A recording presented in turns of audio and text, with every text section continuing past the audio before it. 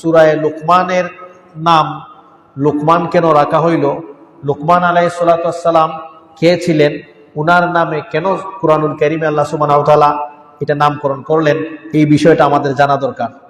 বিষয়টা হচ্ছে যে আল্লাহ সুবহানাহু ওয়া তাআলা কুরআনুল কারীমে যে 114টা সূরা নাজিল করেছেন, এই 114টার সূরার বিভিন্ন নামকরণ করেছেন।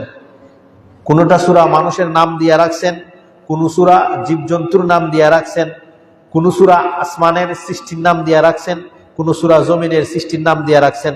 যেমন মানুষের নাম দিয়ে রাখার নাম একটা সূরা হইল মরিয়ম, একটা সূরার নাম হইল সূরায়ে হুদ, আর একটা সূরার নাম হইল সূরায়ে ইব্রাহিম।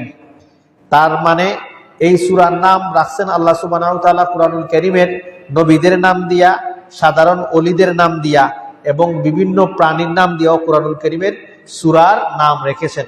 নবীদের নাম হইল যেমন হুদ, ইব্রাহিম, সূরায়ে মুহাম্মদ। এই নবীর নামকরণে সূরার নামকরণ করা হয়েছে, নবীর নামে সূরার নামকরণ করা হয়েছে। এমনি ভাবে বড় বড় বুজুর্গ আউলিয়া যারা ছিলেন তাদের নামও সূরা নামকরণ করা হয়েছে। যেমন সূরায়ে মরিয়ম, নবী ছিলেন না কিন্তু আল্লাহর প্রিয় বান্দি ছিলেন। বেমৌসুমেও হযরত জাকারিয়া আলাইহিস সালাতু ওয়াস সালাম যখন উনার ঘরে ঢুকতেন তখন দেখতেন বেমৌসুমি ফল। আন্না লাকি হাযা ইয়া মারিয়াম, এগুলি তোমার জন্য কোত্থেকে আসলো? তার মানে এত বড় আল্লাহর ওলি ছিলেন যার গর্ভে হযরত ঈসা আলাইহিস সালাতু ওয়াস সালাম জন্মগ্রহণ করেছিলেন। এরপরে আরেকজন আল্লাহর ওলি, উনার নাম হইল হযরতে লুকমান আলাইহিস সালাতু ওয়াস সালাম, যিনি নবী ছিলেন না।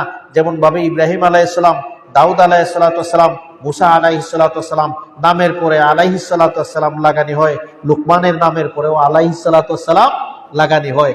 আল্লাহ সুবহানাহু ওয়া তাআলা লুকমানের কথাগুলিকে এমন ভালোবাসলেন, লুকমানের কথাগুলিকে এমন পছন্দ করলেন, যেটা পরবর্তীতে কোরআনের আয়াত হিসাবে, কোরআন হিসাবে আল্লাহ সুবহানাহু ওয়া তাআলা নাজিল করলেন।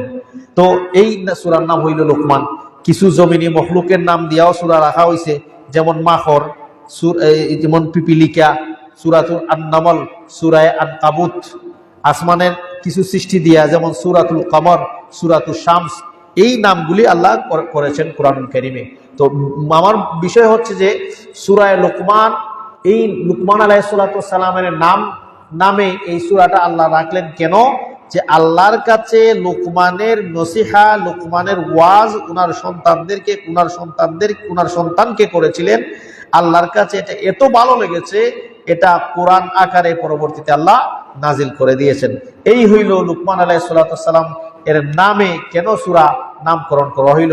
একটা ভূমিকা স্বরূপ আমি আপনাদেরকে বললাম, মোটামুটি এখন আমাদেরকে বুঝাইছে যে কোরআনের সূরা বিভিন্ন নবীর নামে, বিভিন্ন বুজুর্গদের নামে, বিভিন্ন জন্তুই জানোয়ারের নামে, বিভিন্ন ওই চতুষ্পদ জানোয়ার, বিভিন্ন হাইওয়ানের নামে, বিভিন্ন জানোয়ারের নামে আল্লাহ কোরআন এর মধ্যে সূরা দিয়েছেন।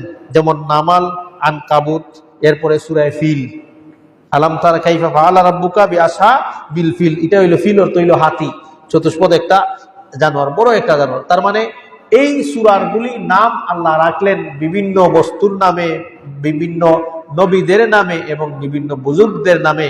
এমনই একজন বুজুর্গ হলেন হযরতে লুকমান আলাইহিস সালাতু ওয়াস সালাম, যিনি নবী ছিলেন না কিন্তু তদুপরিও আমরা ওনার নামের শেষে আলাইহিস সালাতু ওয়াস সালাম লাগিয়ে থাকি।